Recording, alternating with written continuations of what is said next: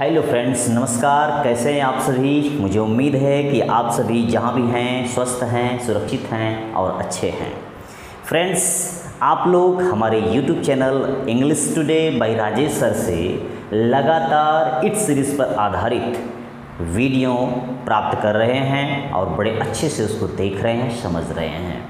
उसी क्रम में फ्रेंड्स, आज मैंने इट सीरीज़ का यह आखिरी पार्ट नंबर 10 आपके सामने प्रस्तुत करने जा रहा हूं, आपके सामने डिस्कशन करने जा रहा हूं। तो इस पर भी गौर करिएगा, जैसे आप 9 पार्ट पर गौर किए थे। वैसे इट या कोई भी वर्ड हिंदी का हो या इंग्लिश का हो समाप्त नहीं होता, लेकिन लगभग में उसका जो मोस्ट ऑफ द यूजेस है, यानी अधिकांश जो उसका प्रयोग है, उसको हमने इन वीडियोस के माध्यम से ठीक है बताने का प्रयास किया है। तो मैं समझ रहा हूँ कि इन 10 वीडियोस को अगर आप देखेंगे तो आपको इट का लगभग में ज्ञान प्राप्त हो सकता है, लेकिन अभी भी इट का बहुत सारा यूज़ है जो सेंटेंसेस में होता रहता है, लेकिन उसमें से मैंने इम्पॉर्टेंट को चुना है और आपके सामने पेश किया है। तो आइए हम पार्ट नंबर 10 को भी देख लेते हैं कि इस पार्ट में इट अपना मूल अर्थ लेकर आया है, तो उसका अर्थ क्या होता है, इट होता क्या है, यहाँ पर आप देखेंगे। अभी तक तो आप इट को डैमेज के रूप में पढ़ रहे थे, जिसका कोई अर्थ नहीं था, अर्थहीन था, यही था। लेकिन आज अर्थ देने वाला है, अर्थ देने वाला है मतलब कुछ खास होने वाला है। तो मिस मत करिएगा, गौर से देखिएगा। इट सीरीज का आखिरी पार्ट देखिए, इट सीरीज पार्ट 10। अब मैं आपको बता दूं फ्रेंड्स कि इट का हिंदी अर्थ यह और वह होता है। सुन लीजिए पहले, उसके बाद इसको हम हल करेंगे। इट पर्सनल प्रोनाउन होता है, first person, second person, third person. Personal pronoun के 3 उप प्रकार होते हैं। प्रोनाउंस ठीक है 11 प्रकार के होते हैं। There are 11 kinds of pronounce.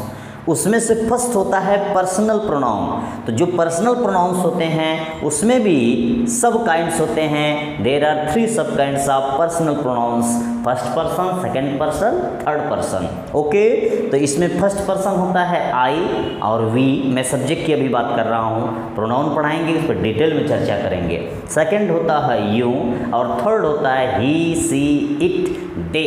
मैं प्रोनाउन की बात किया यहाँ पे और ये सब्जेक्ट के रूप में यूज़ होते हैं। तो यह थर्ड पर्सन होता है, हमेशा तीसरे व्यक्ति के लिए यूज़ होता है। बोलने वाला अपने लिए यूज़ नहीं कर सकता, बोलने वाला सुनने वाले के लिए यूज़ नहीं कर सकता, लेकिन ये मिलके किसी तीसरे के लिए यूज़ कर सकते हैं।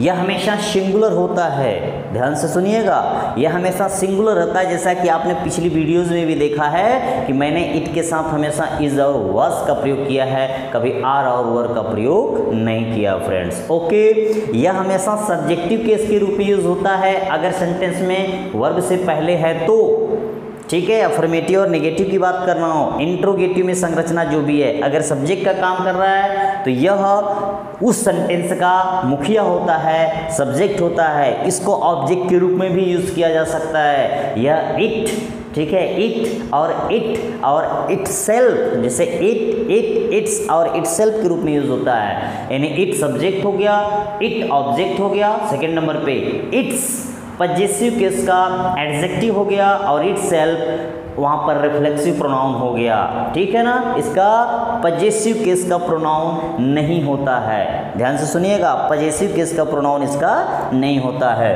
यह न्यूटर जेंडर होता है। आपको मालूम होना चाहिए जेंडर इंग्लिश में 4 प्रकार के होते हैं, मैस्कुलिन, फेमिनिन, कॉमन और न्यूटर, ठीक है। तो न्यूटर का मतलब होता है नपुंसक या निर्जीव लिंग। तो यह नपुंसक या निर्जीव लिंग कहलाता है, कारण यह निर्जीव चीज़ों को बतलाने के लिए प्रयोग किया जाता है। ओके, तो देख लीजिए, ये मैंने यहाँ पे लिखा हुआ है पर्सनल प्रोनाउन, सिंगुलर और न्यूटर जेंडर। लेकिन यह इट स्मॉल क्रिएचर्स, जो छोटे छोटे जानवर हैं, छोटे छोटे जानवर, कीड़े मकोड़े, कीट पतंगे, इनके लिए इट का प्रयोग किया जाता है। चूहे रैट के लिए कर सकते हो, कैट्स के लिए कर सकते हो, डॉग के लिए कर सकते हो, रैबिट्स खरगोश के लिए कर सकते हो। ये जो छोटे छोटे हैं, स्क्विरल गिलहरी के लिए कर सकते हो।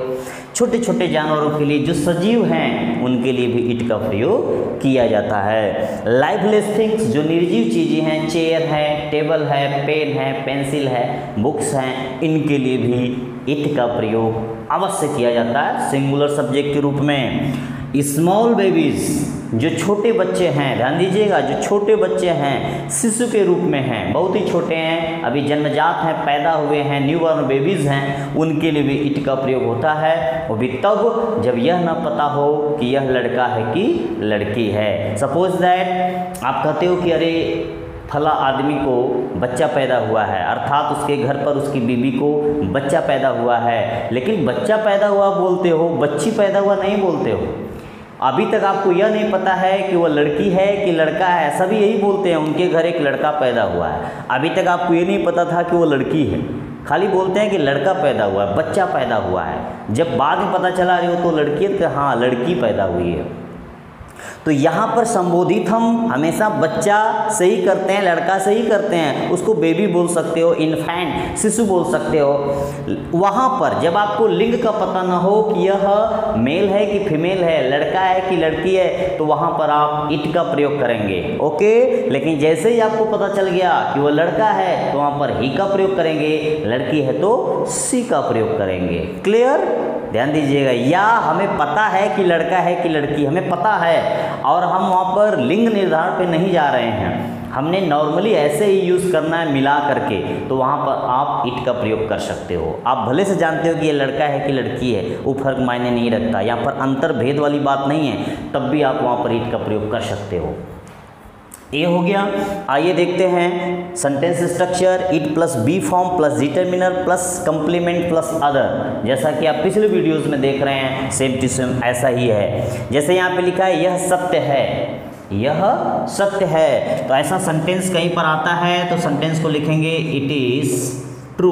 अगर कोई पूछता है क्या सत्य है, कि राम बाजार जा रहा है, यह सत्य है। कि राम पास हो गया है, सत्य है। राम मुंबई जा रहा है, सत्य है। राम एक अच्छा आदमी है, सत्य है। राम एक अच्छा आदमी है, यह एक उपवाक्य है, इसको क्लॉज बोलेंगे, जो कि पूरा यहाँ से लेके यहाँ तक अगर कोई लिखा जाए, आगे मैं बताऊँगा स्पेशल में, तो वह एक सेंटेंस है। ध्यान दीजिएगा, अगर कंप्लीट सेंटेंस नहीं है तो उसको हम क्लॉज बोलेंगे।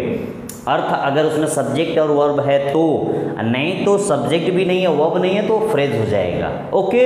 तो उसके बदले यहाँ पर हम इट का प्रयोग किए हैं, इसलिए इट इज़ ट्रू। ऐसा कहीं आता है इट इज़ ट्रू, वह मेरा दोस्त नहीं था, देखिए यहाँ पर वह, तो यहाँ पर दैट का भी प्रयोग कर सकते हो, लेकिन यहाँ इट का प्रयोग करेंगे। It was not my fault.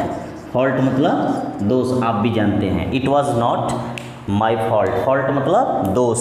इस कुर्सी पर बैठो, ठीक है, यह अच्छी है, तो यहाँ पर हम करते हैं सिट इन दिस चेयर। ध्यान दीजिएगा, कुर्सी पर बैठने के लिए इन का प्रयोग होता है, क्योंकि ये वाली अगर कुर्सी है तो वहाँ पर जैसे हाथ रख के ऐसे बैठते हैं दोनों, ठीक है, सपोर्ट होता है, तो वहाँ पर इन का प्रयोग होता है। Sit in this chair, it is good, यह अच्छी है, यह प्रिपेयर्ड है, यह तैयार है, यह रिपेयर्ड है। यानी सिट इन दिस चेयर। अब देखो चेयर यहाँ पे नाउन था, इस चेयर के लिए हमने किसका यूज़ किया है, इट का प्रयोग किया है, जो कि प्रोनाउन है, ओके। उनके पास एक बिल्ली है, यह काली है। अब यहाँ पे लिखेंगे ही हैज़ अ कैट। अब यह काली है, चाहो तो यहाँ पे कॉमा लगा के कर सकते हो, या तो full stop. It is black, यह काली है, ओके।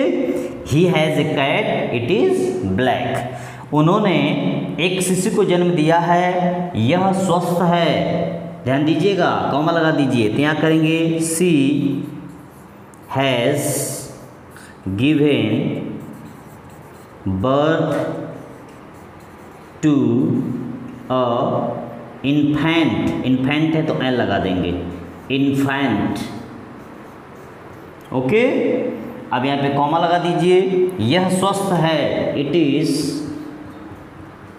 हेल्दी। लीजिए, हो गया। She has given birth to an infant, it is healthy.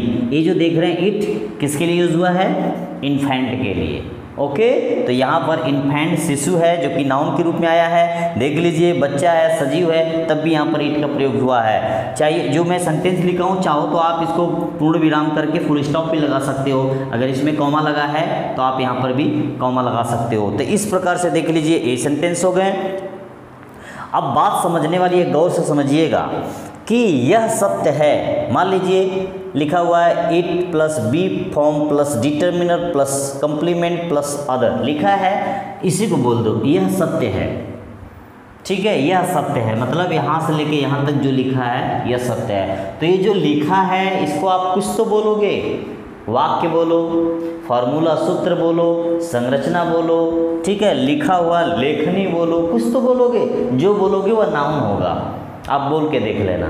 Okay, जो भी बोलोगे फ्रेज में हो, चाहे उपवाक्य में हो, क्लॉज में हो, किसी में भी हो, वो नाउन के रूप में आएगा। तो जब नाउन होगा तो नाउन के बदले किसका प्रयोग करते हैं? प्रोनाउन का। तो यहाँ पर देखिए इट का प्रयोग किया गया है। ओके, वह मेरा दोस्त नहीं था, जो गलती हुई है, जो काम हुआ है, जो गलत हो गया है, गलत, गलती, काम, ठीक है, ये सब नाउन हैं। उनके बदले देखो जिसका प्रयोग होगा, किसका यूज होगा?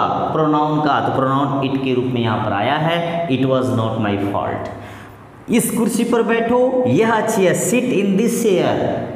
ठीक है, अब ध्यान देना यहाँ पे दिस का प्रयोग किया गया है। यहाँ पे दिस डिमॉन्स्ट्रेटिव डिटर्मिनर है, डिमॉन्स्ट्रेटिव, ठीक है, एडजेक्टिव के रूप में आया है। जैसे 4 कुर्सियाँ थी वहाँ पर, तो उन्होंने कहा कि इस कुर्सी पर बैठो, 1 2 3 4 ऐसे लगी थी, तो उन्होंने कहा इस कुर्सी पर बैठो, यह ठीक है, यह ठीक नहीं है। तो जब तक आप संकेत नहीं करोगे तब तक पता नहीं चलेगा। जैसे इस कुर्सी पर बैठो, कुर्सी तो उधर पड़ी है, हमने तो देखा ही नहीं।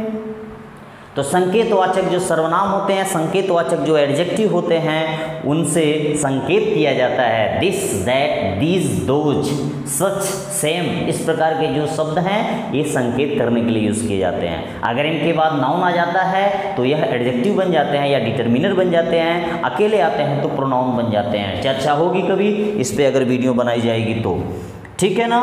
तो देखिए चेयर नाउन है तो इसके लिए इट का प्रयोग किया गया है। उनके पास एक बिल्ली है या काली है, he has a cat. Cat देखिए छोटा जानवर है, सजीव है, तब भी इसके लिए किसका यूज हुआ है? It is black. तो यहाँ पर इट किसके लिए यूज हुआ है? इस नाउन के लिए जो कि कॉमन नाउन है। ओके, ए भी कॉमन नाउन है, ए भी कॉमन नाउन है, तो इनके लिए इट का प्रयोग हुआ है। इसका मतलब ये नाउन है तो ये प्रोनाउन हो गया। उन्होंने एक शिशु को जन्म दिया है, यह स्वस्थ है। She has given birth to an infant. Infant मतलब शिशु, चाहे वो बच्चा हो चाहे बच्ची हो, कंफर्म नहीं है। इट इज़ हेल्दी, यह स्वस्थ है। तो यहाँ पर देखिए इस नाउन के लिए इट का प्रयोग हुआ है। तो यह नाउन है, कॉमन नाउन है, इसके लिए इट नामक पर्सनल प्रोनाउन का थर्ड पर्सन का यूज़ किया गया है। ध्यान दीजिएगा, यह तभी यूज होगा जब सामने वाला कोई नाउन जिसकी चर्चा हो चुकी है वह हमेशा एक वचन होगा तभी। अगर बहुवचन हो जाएगा तो वहाँ पर दे का प्रयोग करना पड़ेगा। ओके, नहीं तो आप गलत हो जाएगा। यहाँ कैट्स हो जाता तो दे लगाना पड़ता, चेयर्स हो जाता तो यहाँ पर दे लगाना पड़ता, फॉल्स हो जाता तो आप लगाओगे तो दे का प्रयोग करोगे, यहाँ पर इट का प्रयोग नहीं होगा। यह हमेशा सिंगुलर को बताता है। ओके, तो ये तो नॉर्मल हो गया ऐसे। लेकिन अगर हम, ये तो इसके मूल अर्थ हो गए, देखिए इसमें सजीव भी हो गया, इसमें जो है निर्जीव भी हो गया। लेकिन यहाँ पर देखिए कुछ मैंने सेंटेंसेस विशेष तौर पर लिखे हुए हैं, जैसे seem, look, appear, sound, occur to and happen, etc। ये कुछ ऐसे शब्द हैं जिनके साथ इट का प्रयोग किया जा सकता है। जैसे आप लिखते हो it seems, it looks, it appears, तीनों का यूज़ कर लो, कोई दिक्कत नहीं है। ठीक है, इनके साथ it seems that, it looks that, it appears that, तीनों का यूज़ करके आगे क्लॉज का यूज़ कर लीजिए। जैसे it seems that he is happy, ऐसा लगता है कि वह खुश है। लगना, प्रतीत होना, दिखना, तीनों का प्रयोग अक्सर होता है। दिखना, प्रतीत होना, लगना, ठीक, दिखना, प्रतीत होना, लगना के अर्थ में इनका प्रयोग होता है। साउंड्स, साउंड्स मतलब होता है सुनाई देना, सुनकर अच्छा लगना, सुनने में अच्छा लगना, सुनने में आना, ऐसे यूज़ करोगे साउंड। जैसे it sounds good to be bad man, ठीक है, यह सुनना अच्छा लग रहा है कि वह बुरा आदमी बना है।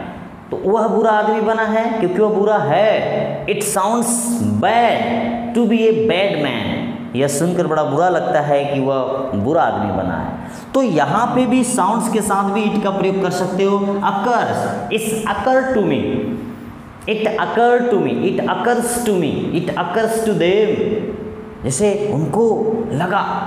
अकर्स मतलब होता है घटित होना, अकस्मात कोई चीज़ लग जाती है। इट अकर्स टू मी, मुझे प्रतीत हुआ, मुझे समझ में आया, मुझे लगा, ठीक है। एंड हैपन का भी प्रयोग किया जा सकता है। तो ये जो शब्द देख रहे हो, seem, look, appear, sound, occur to और हैपन, इनका प्रयोग, हैपन और अकर लगभग में समान है। हैपन मतलब भी होता है घटित होना, अकर मतलब भी होता है घटित होना। तो इन शब्दों के साथ भी इट का प्रयोग किया जाता है। कभी कभी आप देखते होंगे इट सिम्स टू मी, मुझे ऐसा लगता है, मुझे ऐसा प्रतीत होता है। सिम्स टू का प्रयोग ज़्यादा होता है to me. It seems to them, it seems to him, it seems to you, ऐसे आता है। मुझे प्रतीत होता है, तुम्हें प्रतीत होता है, उसे प्रतीत होता है, दुनिया को प्रतीत होता है। तो ऐसे सेंटेंसेस आते हैं। बाकी के सेंटेंस आप अपने हिसाब से लिख सकते हो।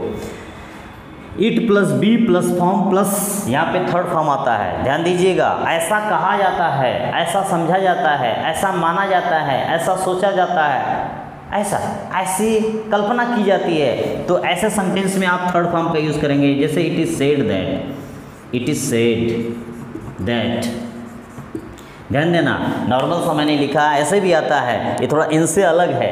इट इज़ सेड दैट, ऐसा कहा जाता है कि। इट इज़ कंसीडर्ड दैट, ऐसा समझा जाता है कि। इट इज़ सपोज दैट, ऐसा समझा जाता है, ऐसा माना जाता है कि। इट इज़ थॉट दैट, ऐसा सोचा जाता है कि। इट इज़ इमेजिन्ड दैट, ऐसी कल्पना की जाती है कि। तो मतलब यहाँ पर इट प्लस थर्ड फॉर्म, ये पैसिव फॉर्म में है, ध्यान दीजिएगा। यहाँ पर जो ये हेल्पिंग वर्ब है, इसके बाद थर्ड फॉर्म आएगा। ये is am are, be form मतलब is am are, was verb का प्रयोग करेंगे और यहाँ पर थर्ड फॉर्म का प्रयोग कर देंगे। ये पैसिव फॉर्म में होगा। आगे जैसा भी क्लॉज बनाना है आप बना सकते हैं। ओके, तो ऐसे भी सेंटेंसेस इट के साथ यूज़ किए जाते हैं। आप अक्सर ऐसे बोलते हो। फिर यहाँ पर इट का प्रयोग देखिए पहचान बतलाने के लिए होता है, जैसा कि मैंने बता भी दिया है। मैंने पिछली वीडियोस में बताया था, जैसे हु इज़ इट, कौन है, हु इज़ इट, या कौन है।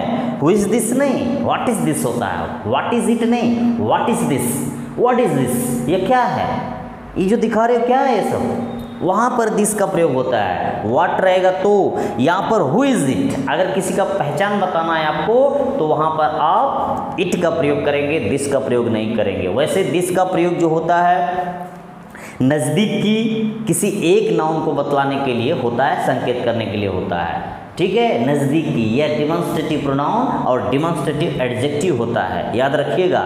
डिमॉन्स्ट्रेटिव प्रोनाउन और डिमॉन्स्ट्रेटिव एडजेक्टिव होता है नज़दीकी किसी एक वस्तु, व्यक्ति, स्थान अर्थात नाउन को। दैट का प्रयोग भी डिमॉन्स्ट्रेटिव एडजेक्टिव प्रोनाउन होता है, यह दूर के किसी एक व्यक्ति, वस्तु, स्थान को या नाउन को बताता है। दिस का बहुवचन दिस और दैट का बहुवचन दोज होता है। ओके, तो उस पर भी चर्चा कभी होगी, कभी इस तरह की वीडियोस बनेगी तो दिस दैट पे भी चर्चा हो जाएगी।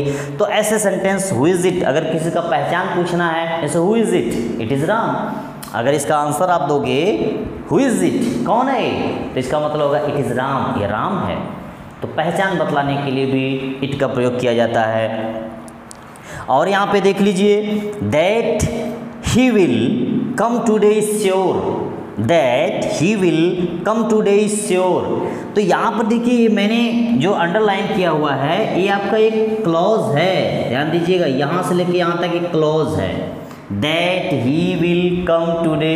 अब ये जो क्लॉज है ये सब्जेक्ट का काम कर रहा है और वर्ब कहाँ पे है, इज का। ध्यान दीजिएगा, ये जो है आपका है ये वर्ब है और इसका सब्जेक्ट जो है that he will come today. इतना बड़ा सब्जेक्ट है, ये टॉपिक थोड़ा सा डिटेल में जाएंगे तो समझ में आएगी आपको। ये क्लॉज है और क्लॉज की एक खासियत होती है कि क्लॉज के अंदर यानी सब्जेक्ट है, मान लो ये सब्जेक्ट है, सपोज दैट। अगर आपको नहीं समझ में आ रहा है तो ऐसे इसको पूरे को हटा दो, that he will come today, इसको हटा के यहीं पे इट का प्रयोग कर दो कि वह आज आएगा, निश्चित है, निश्चित है। तो इट इज़ श्योर लिख दो, बस छोड़ दो, इट इज़ श्योर। तो इट हो गया सब्जेक्ट और इज हो गया वर्ब, ये हो गया कंप्लीमेंट। ओके, तो हमने इतने के बदले किसका प्रयोग किया है? इट का प्रयोग किया है। इट किसका सब्जेक्ट है? इज का। तो जब इसको आप हटा दोगे, जब इसके बदले आपने इट का प्रयोग किया, इट सब्जेक्ट था, तो यह भी सब्जेक्ट हुआ ना। लेकिन आपके समझ में ये आएगा कि सब्जेक्ट तो ही सी इट दे होता है, राम श्याम गीता सीता रीता, ऐसे कहाँ सब्जेक्ट होता है कि that he will come today, इसमें दैट भी लगा है, इसमें सब्जेक्ट भी लगा है, इसमें हेल्पिंग वर्ब लगी है, इसमें मेन वर्ब लगा है, इसमें एडवर्ब। इतना बड़ा सब्जेक्ट इतने लोग मिलकर कैसे करेंगे? करते हैं। एक क्लॉज है, बड़ी डिटेल टॉपिक है, इस पर चर्चा होगी कभी। तो यहाँ पे सब्जेक्ट के अंदर सब्जेक्ट भी पाया जाता है इसके अंदर। तो इसको हटाने के लिए अगर आप चाहो तो इसको दूसरे तरीके से लिख सकते हो, जैसे it is sure that he will come today, आप ऐसे भी लिख सकते हो। इट इज़, इसको हटाने के लिए, इसको बताने के लिए, इसके बारे में व्याख्या करने के लिए, it is sure that he will come today. जैसे देख लो, इट इज़ श्योर दैट, इस यहाँ पर इट लगा दो, इस पूरे की जगह इट लगा दो, दैट को हटा के it is sure that, that यहाँ पे चला गया और बाकी जो बचा उसको उधर लिख दीजिए। तो किसी क्लॉज को, ठीक है, संबोधित करने के लिए, उसको बताने के लिए इट का प्रयोग किया जाता है। और इट का प्रयोग देखिए, I think it necessary to help him, I think it necessary, I consider it necessary. अगर ऐसा कहीं पर सब्जेक्ट प्लस वर्ब आए, ठीक है, ये प्रिंसिपल क्लॉज के रूप में आएगा। इसके बाद कुछ और जुड़ा हुआ हो, ध्यान दीजिएगा, ये जो देख रहे हैं ना इट, यहाँ पे वर्ब तो नहीं आई है, लेकिन फिर भी ये सेंटेंस आप बिना इसके यूज़ नहीं कर सकते। अगर सेंटेंस पूरा करोगे I think necessary to help him, ये गलत हो जाएगा। आई थिंक इट नेसेसरी, तो यहाँ पर ये देख रहे हैं ना, यहाँ पे क्या छुपा हुआ है? इट छुपा हुआ है। I think it is necessary to help him, तो यह क्लॉज हो जाएगा, ये हो जाएगा प्रिंसिपल क्लॉज, ये हो जाएगा सबऑर्डिनेट क्लॉज। ओके, और ये पूरा मिलके हो जाएगा कॉम्प्लेक्स सेंटेंस। क्लॉज बड़ी डिटेल है, उसको भी कभी बताएंगे हम आपको। तो इस प्रकार से भी इट का प्रयोग किया जाता है। फिर से एक बार देख लेते हैं। इट जो होता है पर्सनल प्रोनाउन होता है, first person, second person, third person. Personal pronoun का थर्ड पर्सन होता है, एक वचन होता है, न्यूटर जेंडर होता है, कर्ता कारक, कर्म कारक होता है। यहाँ पर यह और वह का अर्थ दे रहा है। छोटे जानवरों, कीट पतंगों के लिए, निर्जीव चीज़ों के लिए इट का प्रयोग किया जाएगा। छोटे बच्चों के लिए इट का प्रयोग किया जाएगा। It plus be form plus determiner plus complement plus other की फॉर्मूले पर हम इसको हल करेंगे। यह सत्य है, इट इज़ ट्रू। क्या सत्य है? कि राम बाजार जा रहा है। देखो यही वाला, कि राम बाजार जा रहा है, that Ram is going to market. तो इस बात पर हम इट का प्रयोग कर सकते हैं। ये इट का प्रयोग हो गया। वह मेरा दोस्त नहीं था, it was not my fault, that was not my fault, ऐसे भी बोल सकते हो।